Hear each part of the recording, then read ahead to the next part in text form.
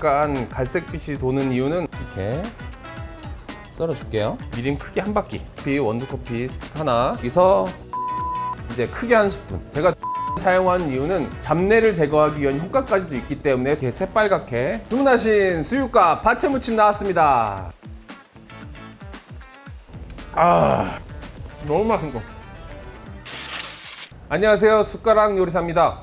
오늘은 야무지게 수육을 한번 삶아 볼 건데요. 잡내, 육즙 논란, 제가 오늘 깔끔하고 완벽하게 정리해 드리도록 하겠습니다. 거기에 곁들임으로 알싸하고 새콤달콤한 파무치까지 준비했습니다. 제일 중요한 거는 고기예요, 고기.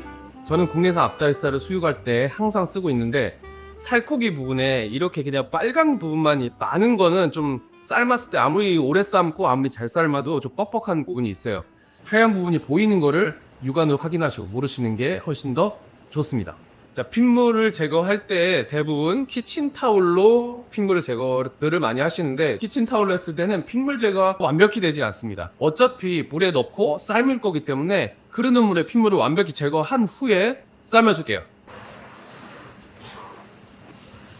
물 양은 고기가 물에 잠길 정도, 찰랑찰랑 잠길 정도만 잡아주시면 돼요.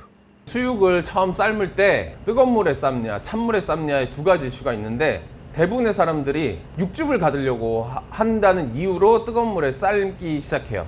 근데 어차피 수육은 물에 넣고 장시간 삶는 거기 때문에 육즙이라는 게 가둬질 수도 없고 육즙이라는 게 있을 수도 없어요.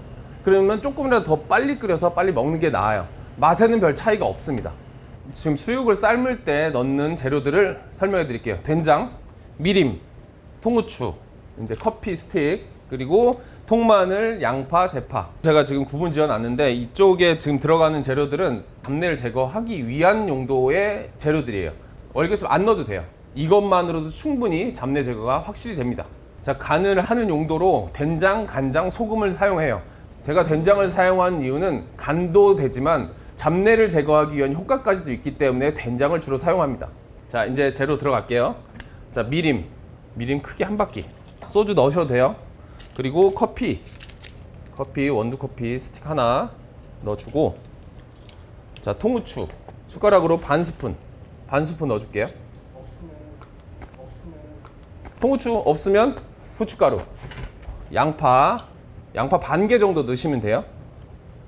그리고 통마늘 대여섯 알, 5-6알 정도 넣어주시고, 대파 파란 부분 흰 부분 상관없어요. 집에 남는 대파 조금씩 끊어서 한 2-3줄 정도 넣어주시면 돼요.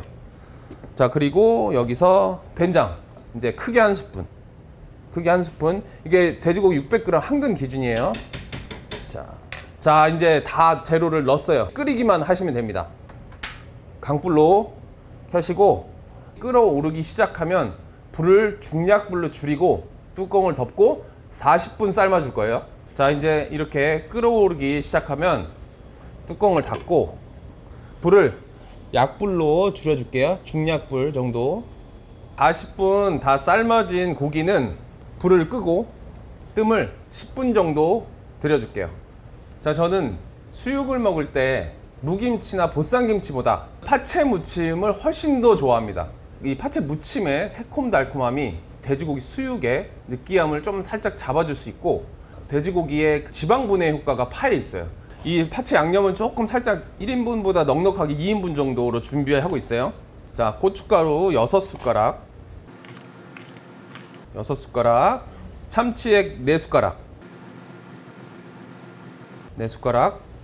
식초 3숟가락,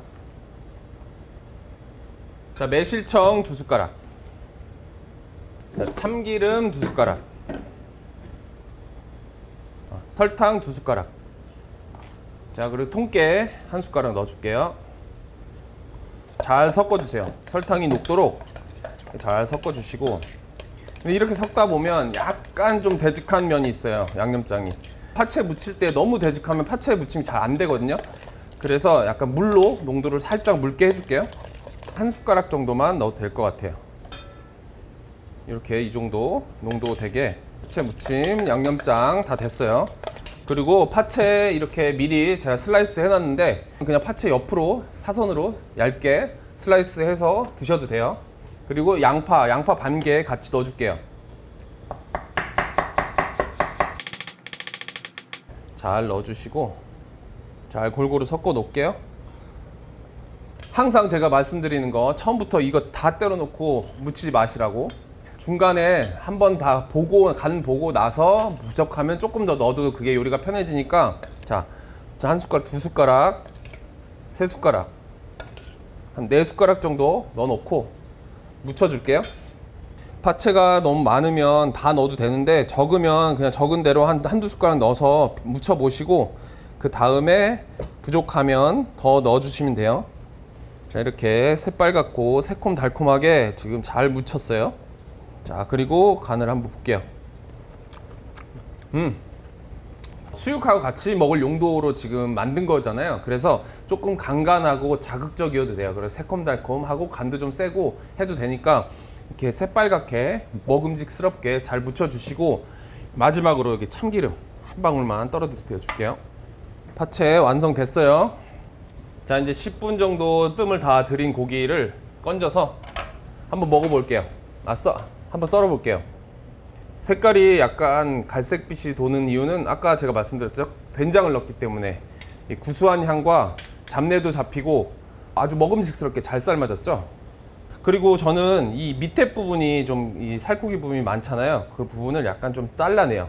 왜냐하면 보기 좋은 떡이 먹기도 좋다고 썰었을 때 이쁘게 썰기 위해서.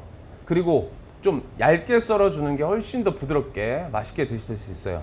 저는 괜찮은데 여러분들은 뜨거우니까 이렇게 집게 같은 걸로 잡고 이런 식으로 집에서 썰어 주시면 되고요.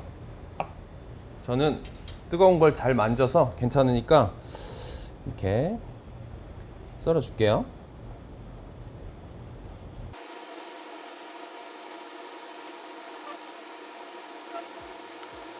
자, 주문하신 수육과 파채무침 나왔습니다. 완성된 수육 먹어보도록 하겠습니다. 일단은 그냥 한번 먹어볼게요.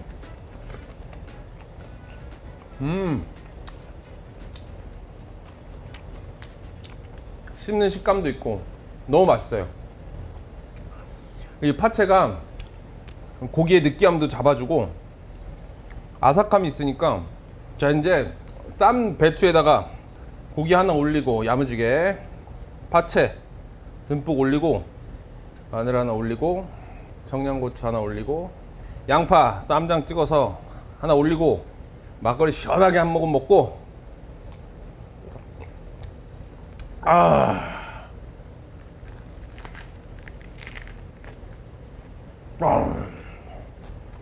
너무 맛있어.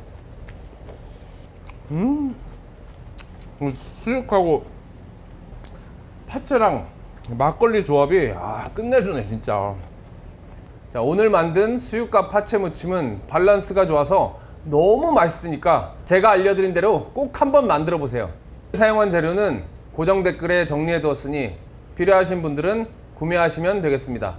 오늘 영상이 도움이 되셨다면 구독과 좋아요 부탁드립니다. 지금까지 숟가락 요리사였습니다. 감사합니다.